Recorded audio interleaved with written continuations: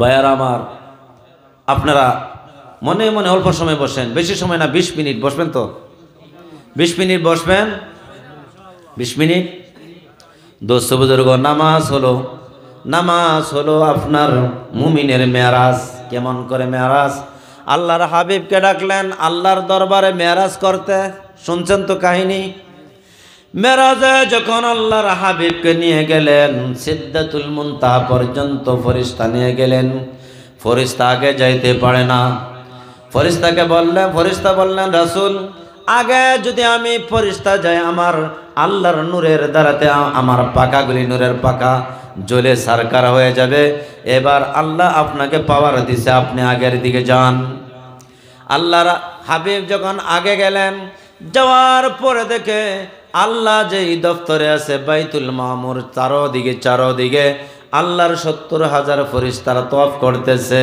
আল্লাহ রাব্বুল আলামিন নবীজির আগমনের খবর পাইলেন, সাথে সাথে ফেরেশতাদেরকে বললেন, তোমরা তওয়াফ করে বন্ধ করে তোমরা আমার নবীর সাথে তোমরা মুসাফা করো। সুবহানাল্লাহ, সুবহানাল্লাহ। খুব আস্তে আস্তে কইতেছেন, জোরে কোন সুবহানাল্লাহ। এবার 70,000 ফেরেশতারা আল্লাহর হাবিব বিশ্ব নবীর আগমনের স্বাগতম জানাইয়ে ইস্তেকবাল করে যখন আল্লাহর দফতরে নিয়ে গেলেন, আল্লাহর হাবিব যখন স্যান্ডেল খুলে আল্লাহর দফতরে যাইতে শুরু করলেন, আল্লাহ বললেন, ইয়া হাবিব, তোমার জুতা মুবারক হোক আমার দফতরের জন্য, তোমার স্যান্ডেলের তোমার পায়ের জুতা আর ভালোই দুলিবালি আমার আরশে আজিমের জন্য মুবারক হবে, আপনি নিয়ে আসেন। সুবহানাল্লাহ। আল্লাহর হাবিব যখন ঢুকলেন, ঢুকার সাথে সাথে আল্লাহ নিজে সালাম দিলেন। সালামটা কেমন করে হয়? আল্লাহ রাসূলকে দেখার সাথে সাথে সালাম দিলেন, আস্তাহিয়াতু লিল্লাহি ওয়াসসালাওয়াতু ওয়াত-তাইয়্যিবাতু, আসসালামু আলাইকা আইয়ুহান নাবিয়্যু ওয়া রাহমাতুল্লাহি ওয়া বারাকাতুহু। জোরে বলি সুবহানাল্লাহ। সালাম কে দিয়েছেন? রাসূলকে। জোরে কোন না, কে সালাম দিছে? আল্লাহ সালাম দিছে।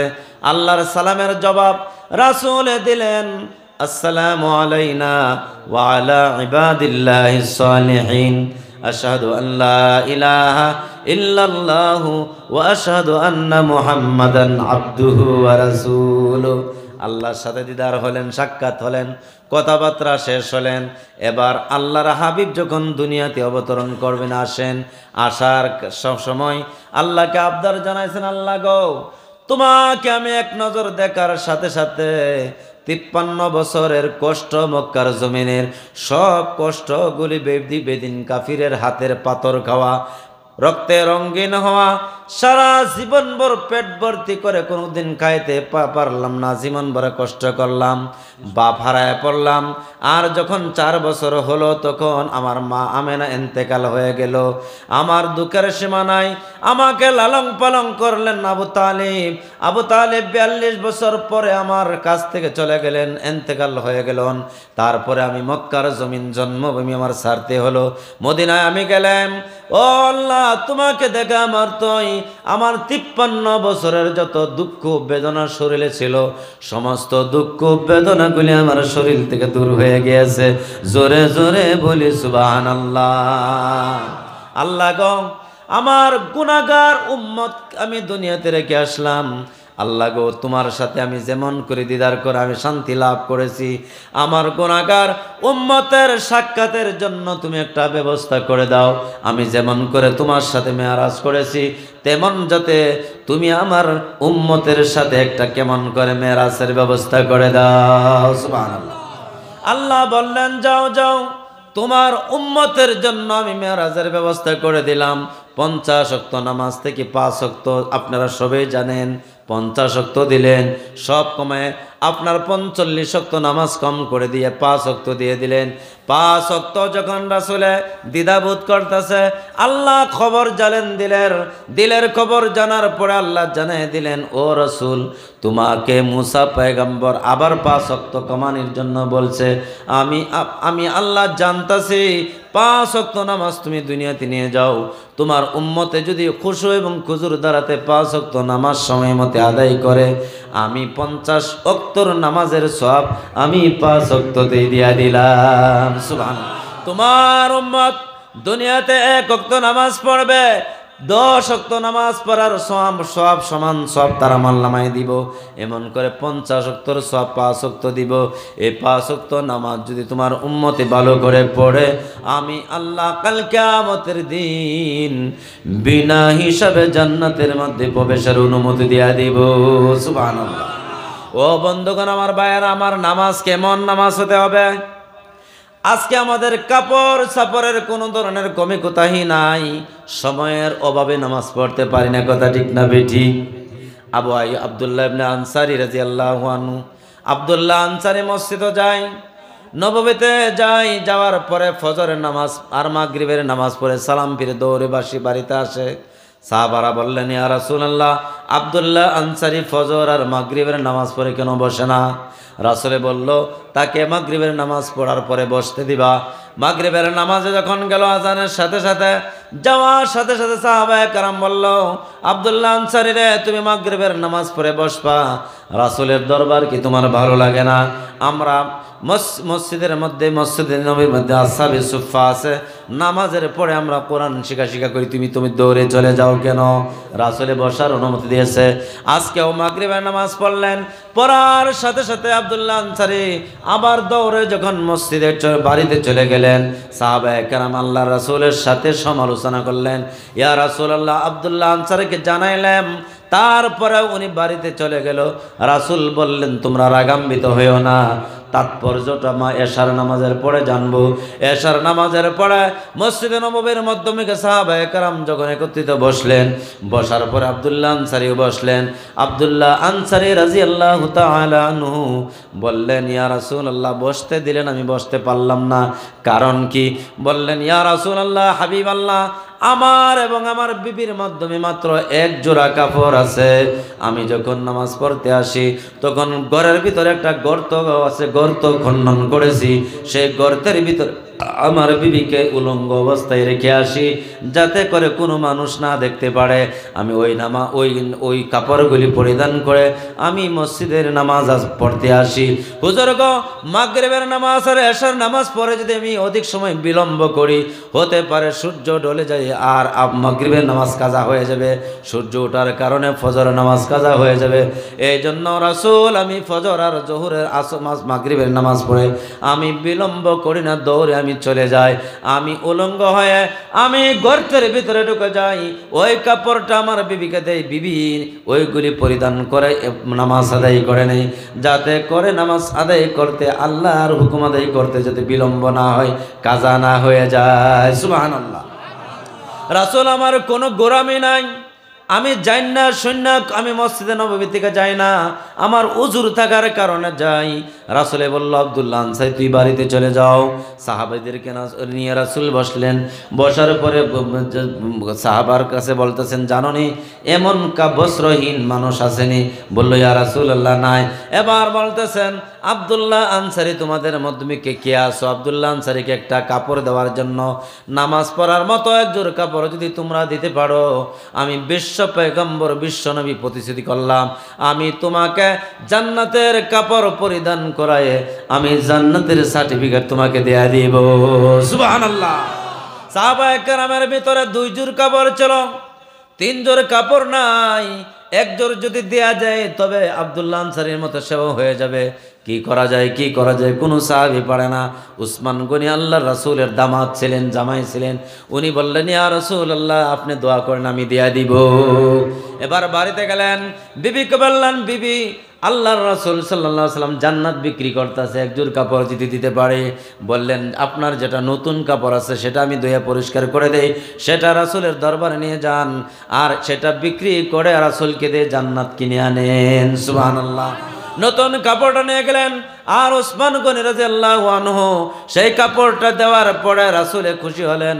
2 জন সাহাবীকে বললেন, সাহাবীরা, তোমরা আব্দুল্লাহ আনসারী বাড়িতে চলে যাও, যায় তোমরা তাকে দিয়ে আসো, আর বলিও আজকের থেকে যেন মাগরিব আর এশার নামাজে, আর মাগরিব আর ফজরের নামাজের পরেও যেন তোমাদের সকলের সাথে মসজিদে নববীর মাধ্যমিকে অধিক সময় অবস্থান করে নেয়। জোরে বলি সুবহানাল্লাহ।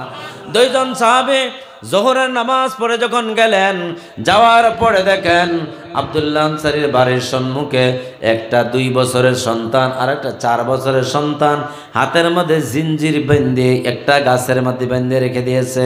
তাদেরকে সালাম করলেন, আসসালামু আলাইকুম, তোমাদের আব্বা কোথায়? বলল, আব্বা বাড়িত, হাদা ফি হাদাল বাইত, এই বাড়িতের মধ্যে আছে। বলল, তোমার আব্বাকে ডাকো। সালাম দিলেন, তার আব্বা বাইরে হয়ে আসলেন। আব্দুল্লাহ আনসারী সর্বপ্রথম সালাম দিয়ে সালামের জবাব দিলেন, ভালো মন্দ জিজ্ঞাসা করে বললেন, আল্লাহর হাবিব বিশ্বনবী আপনাকে বস্ত্র দিয়েছে, আজকের থেকে 5 ওয়াক্ত নামাজ পড়ে মসজিদে নববীতে আপনি বসবেন, আপনার কাপড়টা বিবিকে দিবেন, এই কাপড় আপনি নিজে পরিধান করে নেবেন। সুবহানাল্লাহ। এবার কিন্তু আমরা জানতে চাই, আপনার 2 বছরের 4 বছরের সন্তান কেন আপনি শিকল দিয়ে বেঁধে রেখে দিয়েছেন? তারা কি পাপ করেছে, অপরাধ করেছে? বলছে, হুজুর গো, আমি একটা গরিব মানুষ, আমি 2 দিন 3 দিন পর্যন্ত অনাহারে চলে খাইতে পারি না, পেটও ভাত যায় না, আমার কোনো খেজুর গাছও নাই, আর আমার বাউন্ডারির উপরে একজন মানুষের খেজুর গাছ, একটা ইহুদির খেজুর গাছ বাহিরে আছে আমার বাউন্ডারির বাহিরে, কিন্তু খেজুর গাছটা আমার বাড়ির উপরের দিকে হালা অবস্থায় আছে। খেজুরের মধ্যে বড় বড় খেজুর হয়, খেজুর যখন আমার বাড়ির বাউন্ডারির মধ্যে পড়ে, তবে আমার খিদার তাড়নায় আমার ছেলেরা খেয়ে ফেলে, যার কারণে এই খেজুর যদি বিনা অনুমতি খেয়ে ফেলে, তার দ্বারাতে রক্ত মাংস হয়ে তার শরীরের জাহান্নামী বনে যাবে। আমার আল্লাহ রক্ত মাংস নিয়ে যখন কবরে যাবে, আল্লাহ তাদেরকে জাহান্নামের আগুনে জ্বালাবে।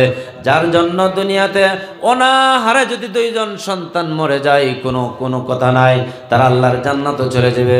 কিন্তু অপরের গাছের খেজুর খেয়ে যদি রক্ত মাংস বানায়, সেই রক্ত মাংসের দ্বারাতে কোনো ইবাদত কবুল হবে না, আর তারা আল্লাহর জান্নাতে যাইতে পারবে না। এই জন্য খিদার তাড়না খেজুর যাতে না খাইতে পারে, এই জন্য তাদেরকে আমি বেঁধে দিয়েছি। জোরে বলি সুবহানাল্লাহ। আছেন এরকম আমাদের যে বস্ত্র কাপড় ছাড়া লোক আছে, না খাওয়া লোক আছে? এবার রাসূলের দরবারে সাহাবারা গেলেন, ইয়া রাসূলুল্লাহ, এমন কথা। আল্লাহর হাবিব বললেন, ও সাহাবায়ে কেরামের দলেরা, যারা নাকি তোমরা এই খেজুর গাছটা যদি তোমরা কিনে এনে দিতে পারো, আমি নবীজি ঘোষণা করলাম কিয়ামতের দিন একটা জান্নাতের খেজুরের বাগান দিয়ে তোমাকে জান্নাতের মধ্যে আমি প্রবেশ করানোর সার্টিফিকেট আমি দুনিয়াতেই দিয়ে দিব। জোরে বলি সুবহানাল্লাহ। সাহাবায়ে কেরাম হয়রান হয়ে গেছে, এই খেজুর গাছ কেমন ভাবে কেনা যায়, দৌড়ে দৌড়ে কি করা যায়। হযরতে ওমর, হযরতে উসমান গনি রাদিয়াল্লাহু আনহু বললেন, যত টাকায় লাগুক না কেন, যত পয়সায় লাগুক না কেন, আমি খেজুর গাছ কিনে আল্লাহ রাসূলকে হাদিয়া দিব। এই টাকার, এই খেজুর গাছের বিনিময়ে আমি জান্নাতের একটা বাগান কিনে নিব। এই তাড়না নিয়ে উনি ওই ইহুদির কাছে গেলেন। ইহুদি ভাই, খেজুর গাছটা কত টাকায় বিক্রি করবেন? ইহুদি বললেন, আমাকে যদি খেজুর গাছ কিনতে চাও, 600 খেজুর গাছ একসাথে একটা বাগানে হইতে হবে। 600 খেজুর গাছের একটা বাগান যদি দাও, তবে আমি এই খেজুর গাছটা বিক্রি করতে পারি।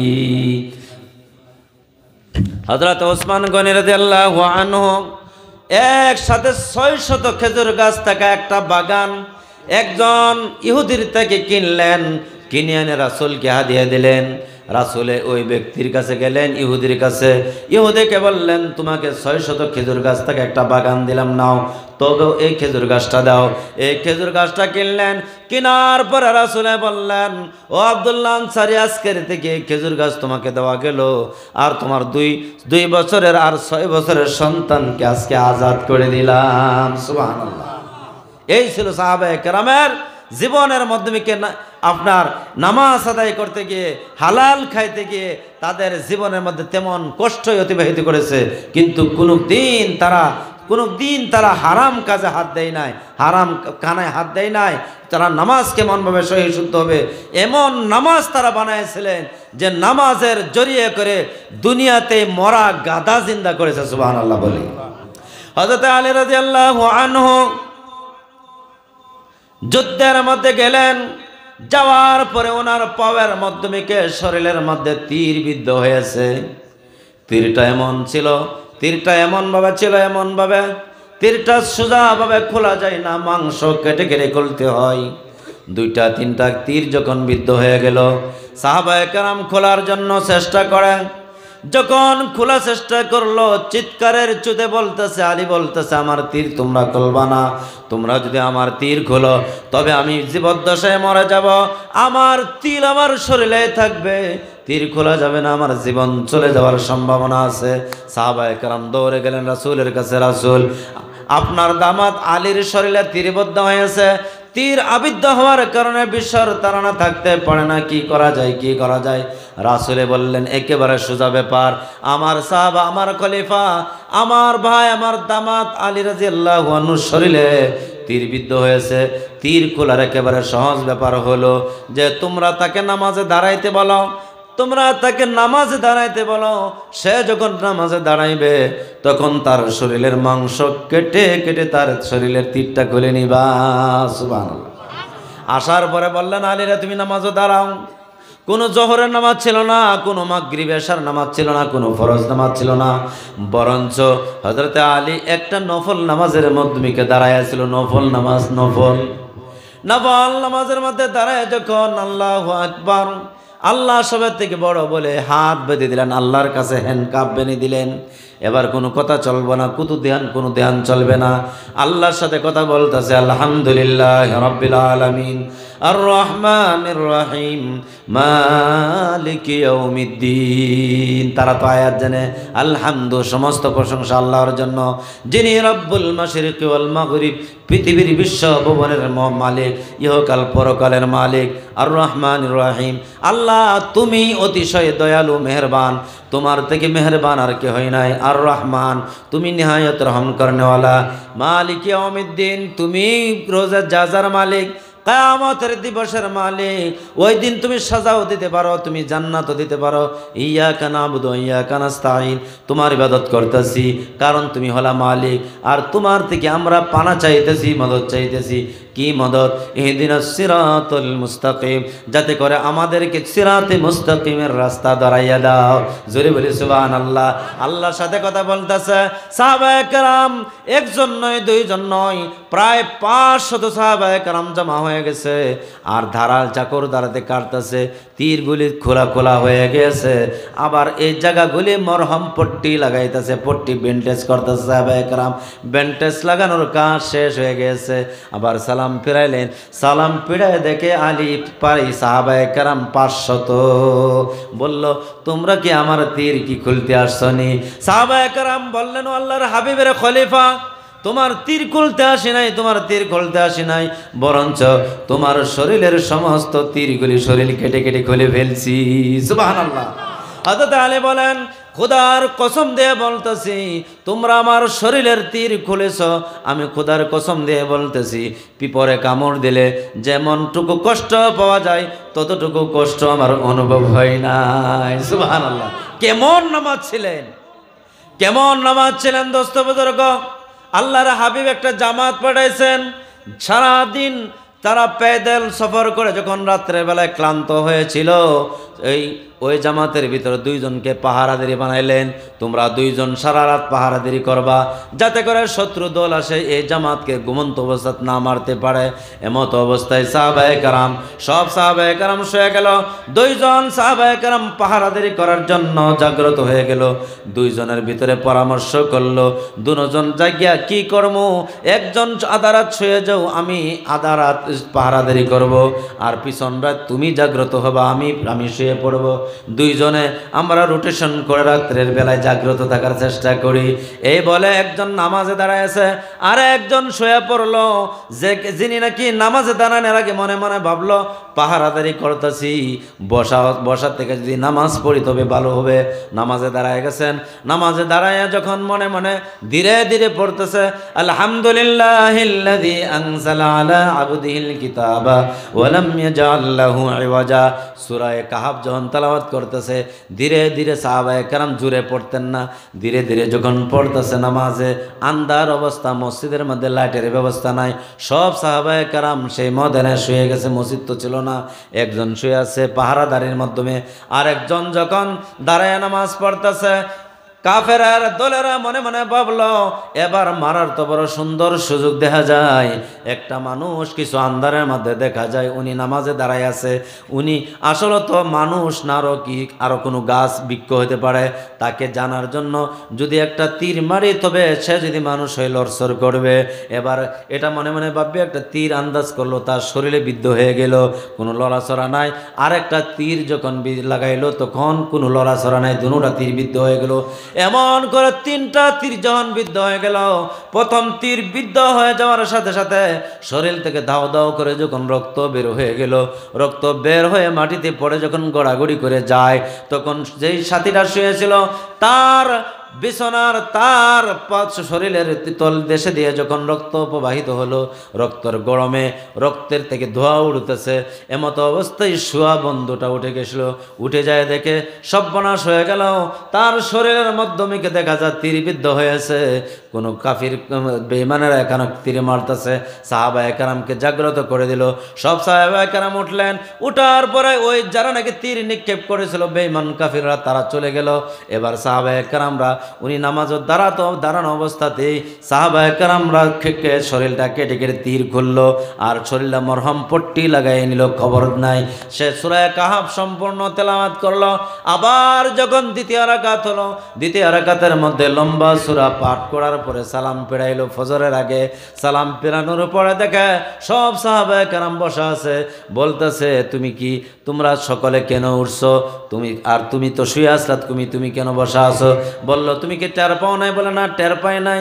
তোমার শরীরের মাধ্যমে কাফেররা 3টা তীর বিদ্ধ করেছিল, 3টা তীর তোমাদের শরীরে বিদ্ধ হয়েছিল, আর তোমার শরীরটা কেটে কেটে আমরা তীরগুলি খুলে ফেলছি, তুমি বলতে পারো না।